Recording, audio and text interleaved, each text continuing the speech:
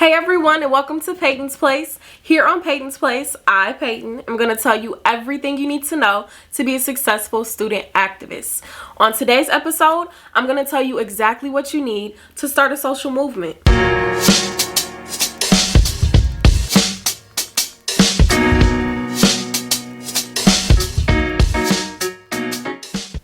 Alright, so before we get started, I want to ask everyone to subscribe. And right next to that subscribe button, I know you see the little bell. Go ahead and hit that too.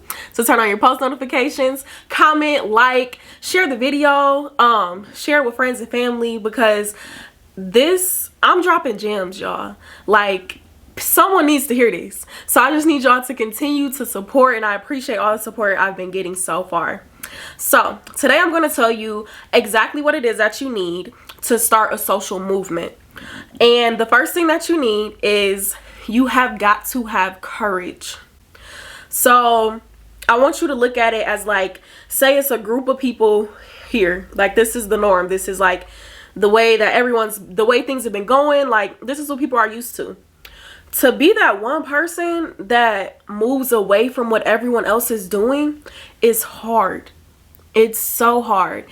Not only because you're going against the grain, but also because you're going to be ridiculed. You're going to take backlash from it. And I can tell you personally, when I spoke up about how I felt, I received so much backlash on Twitter, y'all. I was just like, dang, I was just really trying to, like, explain myself and, like, how I felt personally. I wasn't trying to have people, like, attacking me. People were telling me that I should be lucky that I even get to go to such a great school. I was only here because of affirmative action.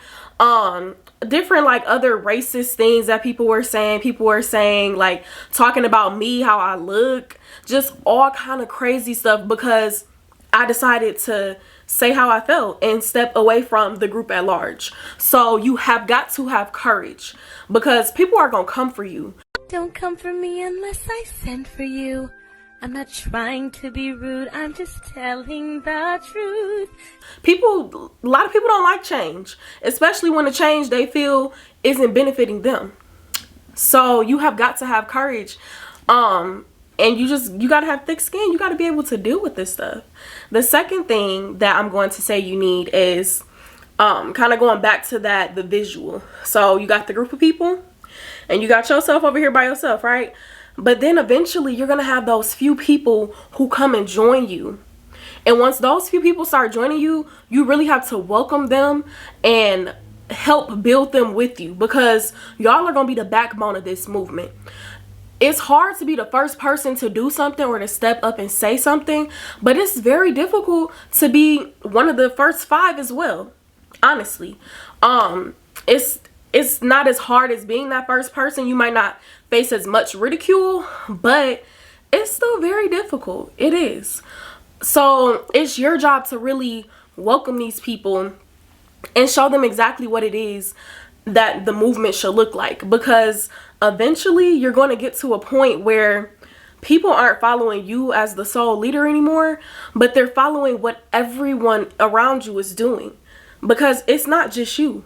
Now you have a whole movement that people are following and participating in.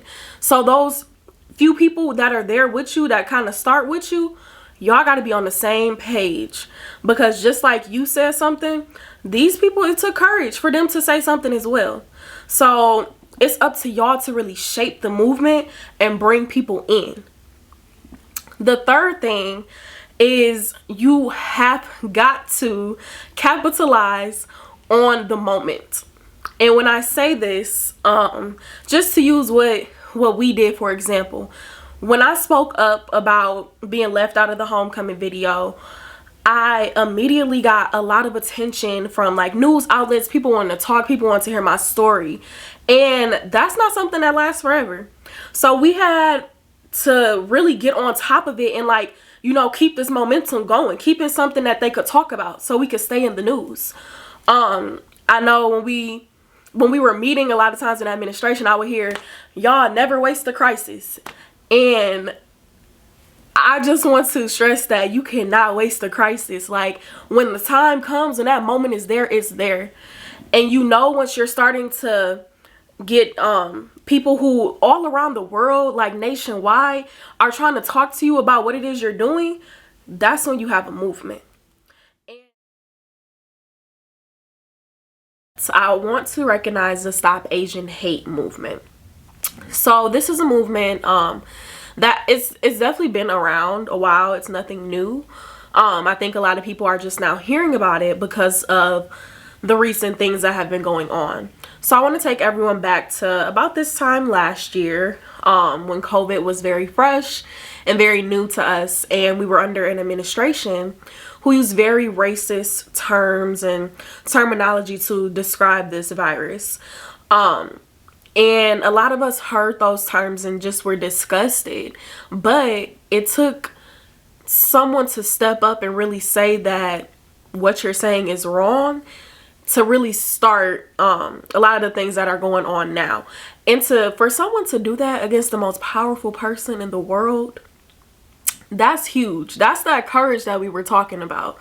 And then now currently, you know, there's always been a lot of different Asian community, like different organizations that help the Asian community. And I've been doing a little research, and I've seen that a lot of those organizations have come together to really rally behind this movement. And that's the second bullet point, where we talked about how you have to really embrace everyone who's trying to come and help you with this movement, especially the first few people who like come to your side to say, hey, we're in this with you.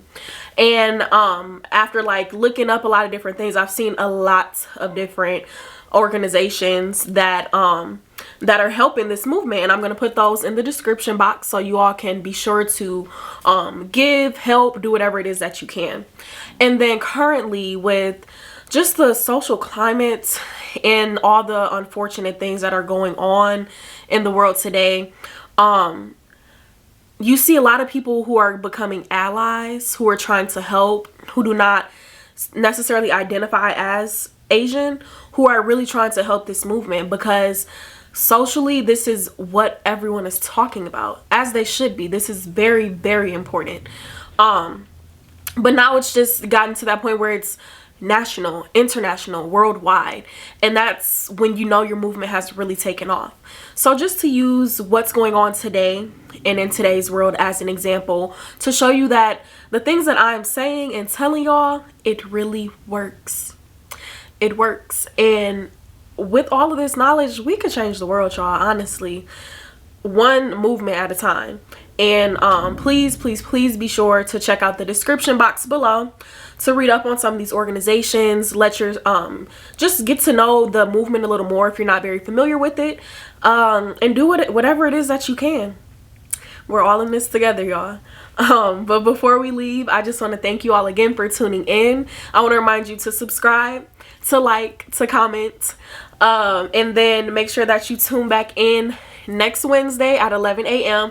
I'm here every Wednesday, same time, same place, for the next episode, where I'm going to tell you exactly what it is you need to really start your organization to have a solid foundation for this movement. Because once your movement takes off, you got to make sure that you have everything good organizational wise. So I'm going to tell you what it is you need to really start your organization that's connected with a social movement or a student movement. Thanks again, y'all. Until next time. Bye.